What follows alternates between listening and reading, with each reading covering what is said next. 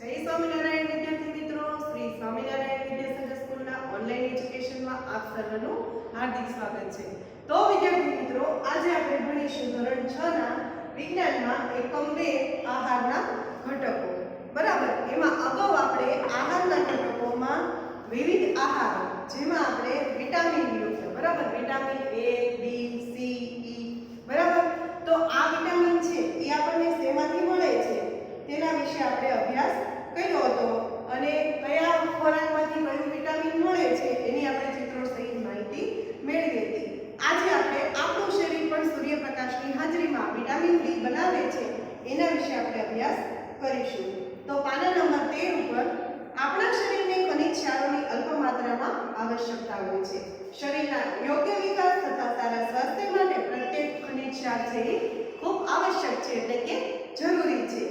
વિવિધ ખનિજ ક્ષારોના કેટલાક સ્ત્રોતો છે એ આપણને અહીંયા આકૃતિ 2.10 માં આપ્યું છે કે આયોડિનના સ્ત્રોતો, ફોસ્ફરસના સ્ત્રોતો, આયર્નના સ્ત્રોતો અને કેલ્શિયમના સ્ત્રોતો, એટલે કે શેમાંથી કેલ્શિયમ મળે છે, શેમાંથી આયોડિન મળી રહે છે, તો કે મુખ્યત્વે ખાદ્ય પદાર્થોમાં એકથી વધુ પોષક દ્રવ્ય હોય છે। તો અહીંયા આપણને એવું કીધું છે કે 2.2 માં જે આપણે જોયું હતું, બરાબર, છતાં પણ કોઈ કાચી સામગ્રીમાં એક નિશ્ચિત પોષક દ્રવ્યની માત્રા બીજા પોષક દ્રવ્યની માત્રાથી વધારે હોય છે। શું કીધું છે? કાચો ખોરાક છે, દાખલા તરીકે કોબી, કાકડી, આ સલાડ છે, એમાં વધારે પ્રમાણમાં વિટામિનની માત્રા હોય છે। તો આથી એવું કહી શકાય કે ચોખા એ કાર્બોદિત સમૃદ્ધ ખોરાક છે। તો પોષક તત્વો ઉપરાંત આપણા શરીરને પાચક રેસાની અને પાણીની પણ ખૂબ આવશ્યકતા, ખૂબ જરૂરિયાત રહે છે। ખોરાક ઉપરાંત આપણે શરીરમાં પાણી પણ ખૂબ જરૂરી છે।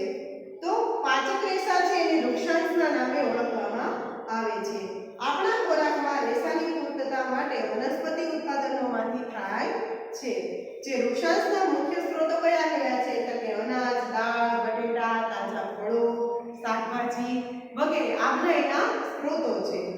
તો અહીં આપણને કીધું છે કે વૃક્ષાંશ આપણા શરીરને કોઈ પણ પોષક દ્રવ્ય પ્રદાન કરતા નથી, આપણા ભોજનનો એક આવશ્યક ઘટક છે।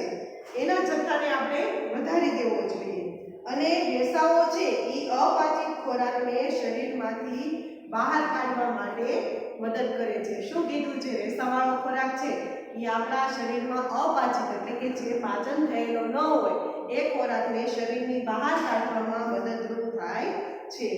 પાણી આહારમાં રહેલા પોષક દ્રવ્યોનું શોષણ કરવામાં શરીરને મદદ કરે છે। કેટલાક નકામા પદાર્થો એવા છે કે જે મૂત્ર તથા પરસેવાને શરીરમાંથી બહાર કાઢવામાં મદદ કરે છે।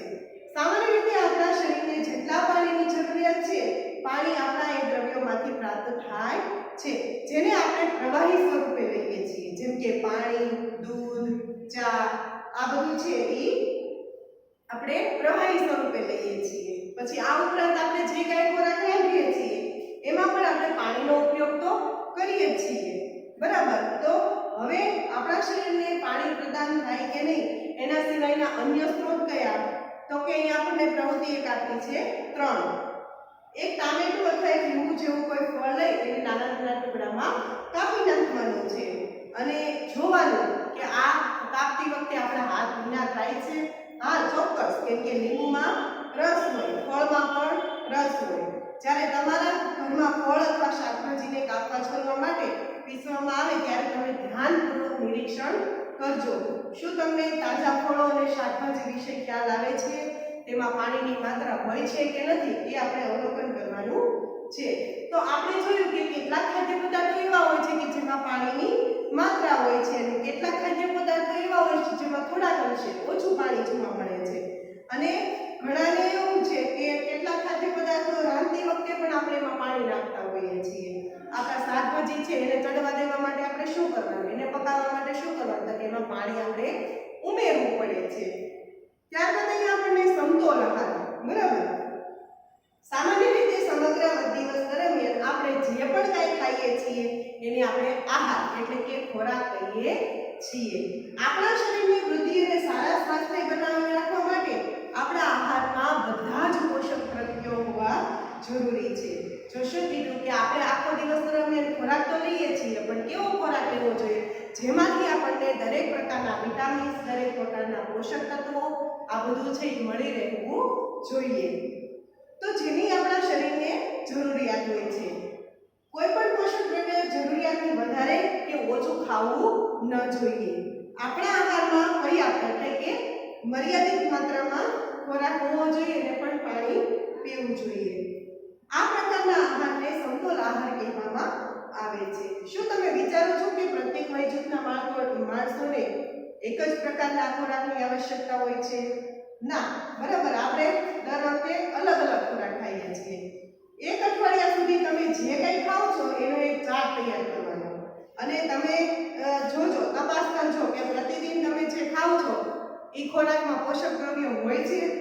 કઠોળ, મગફળી, સોયાબીન, અંકુરિત બીજ, બરાબર, મગ અથવા ચણા, પછી આથવણવાળો ખોરાક જેને આપણે આથાવાળો કહીએ ને, સાઉથ ઇન્ડિયન, જેમાં આપણે ઢોસા, ઇડલી, બરાબર, લોટનું મિશ્રણ, મકાઈની રોટલી, થેપલા, બરાબર, દાણાના બનેલા, પછી કેળા, પાલક, દાળિયા, ગોળ, શાકભાજી, આ બધા ખોરાક છે એ કેવા છે? તો કે આમાં ઘણા બધા પોષક દ્રવ્યો ઉપલબ્ધ હોય છે. એટલા માટે કોઈ પણ વ્યક્તિ ખર્ચાળ ખોરાક સિવાય સમતોલ આહાર પણ ખાઈ શકે છે. યોગ્ય પ્રકારનો આહાર લેવો એ માત્ર જરૂરી નથી, પરંતુ રાંધેલો હોવો જરૂરી છે. જો શું કીધું? ખોરાક છે એ રાંધેલો હોય જેથી તેમાં પોષક તત્વો છે એ નષ્ટ ન થાય. શું તમે જાણો છો કે ખોરાક રાંધવાથી કેટલાક પોષક તત્વો નષ્ટ થઈ જાય છે? હા, ઘણા એમ કે આને ગરમ કરીએ તો એનો પોષક તત્વ છે એમાંથી ઘટી જાય. તો પહેલી જાણવા માંગે છે કે શું પ્રાણીઓના ખોરાકમાં પણ આ બધા પોષક તત્વો હાજર હોય છે? પ્રાણીઓને પણ સમતોલ આહારની જરૂર હોય છે. શાકભાજી તથા ફળોને જો છાલ ઉતારીને કાપીને ધોવામાં આવે તો તે શક્ય છે. તેમાંથી વિટામિન નષ્ટ દૂર થઈ જાય. જો શું કીધું? ઘણા એમ કે છાલ ન ઉતારે, છાલમાં વિટામિન્સ રહેલા હોય. તો કે જો છાલ ઉતારીને ખાઈએ તો એમાંથી જે વિટામિન છે એ નષ્ટ, જરૂરી વિટામિન હોય એ નષ્ટ થઈ જાય છે. તો શાકભાજી અને ફળોની છાલમાં કેટલાક મહત્વના વિટામિન અને ખનિજ ક્ષારો હોય છે. ચોખા તથા દાળને વારંવાર ધોવાથી એમાંથી જે વિટામિન અને ખનિજ ક્ષાર હોય છે એ પણ દૂર થઈ જાય છે. વધીને 1 અથવા 2 વાર ધોવા જોઈએ ચોખા અને દાળને, એનાથી વધારે ધોવા ન જોઈએ. આપણે જાણીએ છીએ કે રાંધવાથી ખોરાકનો સ્વાદ વધી જાય તથા તેને પચાવવામાં સરળતા રહે છે. તેની સાથે સાથે રાંધવાથી કેટલાક પોષક તત્વોને પણ નુકસાન પહોંચે છે. ખોરાક રાંધવામાં વધારે પાણી ઉપયોગમાં લેવામાં આવે, ત્યારબાદ એમાંથી પાણી ફેંકી દેવામાં આવે. પાણીમાં કેટલા મહત્વના પ્રોટીન અને ખનિજ ક્ષારો રહેલા હોય છે. ખોરાક રાંધવાથી જે વિટામિન સી છે એ નષ્ટ એટલે કે દૂર થઈ જાય છે. તો એ યોગ્ય નથી, કેમ કે આપણા આહારમાં એ પછી વિટામિન વગરનું થઈ જાય. તો હંમેશા ચરબીયુક્ત આહાર ખાવો જ યોગ્ય છે. મૂંઝો એવું કહે છે કે 1 વાટકી કાર્બોદિત ખોરાકની તુલનામાં 1 વાટકી ચરબીવાળો ખોરાક છે વધારે ઊર્જા આપે છે. આથી તળેલી વસ્તુઓ જેવી કે સમોસા, પૂરી, મલાઈ, રબડી, પેંડા આ વગેરે આ બધા ખોરાકો કેવા છે? ચરબીવાળા ખોરાકો છે. તો તેના સિવાય અન્ય ખોરાક ખાતો નહીં. શું તમે વિચારો છો કે એને ઠીક કર્યું છે? ના, ખરેખર આ ઠીક ન કહેવાય. એકલો ચરબીયુક્ત ખોરાક છે એ પણ આપણા ભોજન માટે ખૂબ હાનિકારક એટલે કે નુકસાનકારક છે. એટલે એનાથી છે ચરબીની માત્રા છે એ આપણા શરીરમાં વધી જાય છે, મેદસ્વીતા વધી જાય છે. ત્યારબાદ આપણને કીધું છે કે ત્રુટિજન્ય રોગો, તો કે વ્યક્તિ પોષણ માટે પર્યાપ્ત ભોજન લઈ રહ્યો છે, બરાબર, કે વ્યક્તિને પોતાના શરીરના પોષક તત્વો વધે એટલા માટે તે ખોરાક લઈ રહ્યો છે. તો ક્યારેક એના ખોરાકમાં કોઈ ચોક્કસ દ્રવ્યની ઉણપ આવી જાય, ખોટ આવી જાય, તો આ ઉણપ છે લાંબા સમય સુધી રહે તો વ્યક્તિમાં કેટલીક ખામી ઉત્પન્ન થાય છે અને આ ખામી છે એ આપણા શરીરમાં રોગ કે વિકૃતિઓ ઉત્પન્ન કરે છે. તો આ દ્રવ્યો લાંબા સમય સુધીના અભાવના કારણે, બરાબર, ત્રુટિજન્ય રોગો કહે છે. તો એને જે આ અભાવના કારણે જે રોગો થાય છે એને આપણે શું કહેશું? ત્રુટિજન્ય રોગો. કે કોઈ વ્યક્તિને શરીરમાં કોઈ પોષક દ્રવ્યની ઉણપ રહી ગઈ હોય, લાંબા સમય સુધી રહે તો એ રોગમાં પરિણમે છે. જો કોઈ વ્યક્તિ તેના આહારમાં પર્યાપ્ત પ્રોટીન નથી લઈ રહી તો તે વૃદ્ધિ કુંઠિત થવા લાગે છે. ચહેરો ફૂલી જવો, વાળનો રંગ ફીકો પડવો, ત્વચાના રોગો, ઝાડા જેવા રોગો, આવા બધા રોગો થાય છે. કોઈ વ્યક્તિ પ્રોટીન તથા કાર્બોની જેવા આહારથી લાંબા સમય સુધી વંચિત રહે છે તેની વૃદ્ધિ છે એ અટકી જાય છે, પછી એનો વિકાસ થતો નથી અને વ્યક્તિ છે એ કેવી થઈ જાય છે, દુબળી પાતળી થઈ જાય છે અને પછી ચાલવા કે બેસી શકવા માટે અસમર્થ થઈ જાય, પછી પેલા જેવી શક્તિ રહેતી નથી. તો આનું વિવિધ અભાવ, શેના અભાવો? વિટામિનના અને ખનિજ ક્ષારોના. તો આના દ્વારા છે એ પછી ત્રુટિજન્ય રોગો છે એ થાય છે. તો ત્રુટિજન્ય રોગોને અટકાવવા માટે શું કરવાનું? તો કે એના માટે આપણે સમતોલ આહાર લેવો જરૂરી છે. હવે જુદા જુદા વિસ્તારમાં ખોરાકની એટલી બધી વિવિધતા જોવા મળે છે અને આહારના તત્વો છે એ પણ, જેમાં પોષક તત્વો છે એ અલગ અલગ પ્રકારના જોવા મળે છે. તો આપણે ખોરાકમાં એની હાજરી છે કે નહીં એ ચકાસવા માટે તમને અહીંયા એક કોષ્ટક આપ્યું છે. એ કોષ્ટક છે એ ખૂબ મોસ્ટ આઈએમપી છે એમ કહીએ તો ચાલે. Vitamin A, B, C, D, calcium, iodine આ બધું શેમાંથી મળે છે અને એના ઉણપના કારણે, એની ખામીના કારણે કયો રોગ થાય છે એ આપણને આપ્યું છે. દાખલા તરીકે વિટામિન એ છે તો એનાથી દ્રષ્ટિહીનતા, રતાંધળાપણું આવે. તો એમાં શું થાય તો કે રાત્રે ઓછું દેખાય, પછી ક્યારેક દેખાતું બંધ થઈ જાય, થોડું કાચું દેખાય.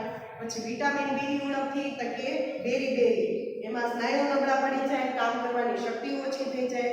વિટામિન સી માં સ્કોરી, પેઢામાંથી લોહી નીકળે, બરાબર. પછી વિટામિન ડી માં સુકતાન, હાડકાઓનું નાજુક મળી જવું. કેલ્શિયમમાં હાડકાઓનો દુખાવો અને દાંતનો કોહવાટ, જેમાં હાડકા નબળા પડી જાય અને દાંતમાં સડો થાય કેલ્શિયમમાં, બરાબર. પછી આયોડિનથી તો કે ગોઈટર, ગરદનમાં આવેલ ગ્રંથિ છે એ ફૂલી જાય, બરાબર.